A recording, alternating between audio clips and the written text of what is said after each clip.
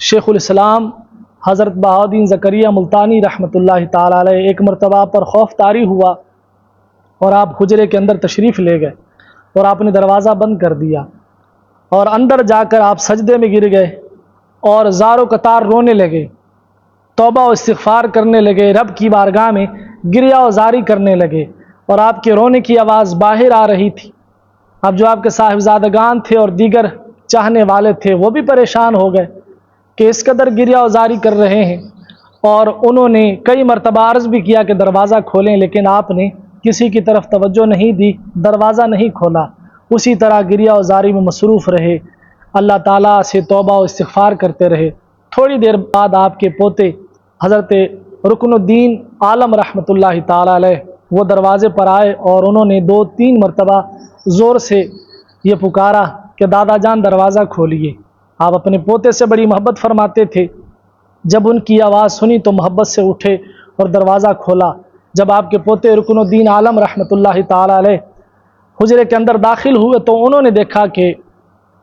حضرت بہاؤالدین زکریا ملتانی رحمۃ اللہ تعالی علیہ اتنا روئے ہیں کہ اس رونے کی وجہ سے آپ کی آنکھیں سوج گئی ہیں۔ تو آپ کے پوتے رکن الدین عالم رحمۃ اللہ تعالی علیہ نے جب آپ سے یہ کہا کہ آپ اتنی گریہ و زاری کیوں کر رہے ہیں، اتنا کیوں رو رہے ہیں، تو آپ نے کیا جواب ارشاد فرمایا کہ میں نے عالم مکاشفہ میں دیکھا ہے کہ ایک شخص جس کا نام بہاؤالدین ہے، زہد و تقوی میں بڑا باکمال ہے، متقی ہے، پرہیزگار ہے اور علم اور عمل والا ہے، لیکن جب وہ فوت ہو گیا تو اس کا عمل اور اس کی عبادت اس کے کچھ کام نہ آئی، بلکہ اس کی وہ ساری عبادتیں اس کے منہ پر مار دی گئیں اور اس کا ایمان سلب کر لیا گیا۔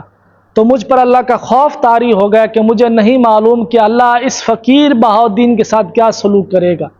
اللہ اکبر، یہ ان کا خوف خدا ہے، یعنی اپنی ساری زندگی انہوں نے اللہ اور اس کے رسول کے حکم کے مطابق گزاری، لیکن اس کے باوجود ان کے دل میں خوف خدا کتنا ہے کہ نہیں معلوم اللہ تعالیٰ کیا معاملہ فرمائے۔ اللہ تعالیٰ ان کے صدقے ہمیں بھی ایسی سوچ اور ایسی فکر عطا فرمائے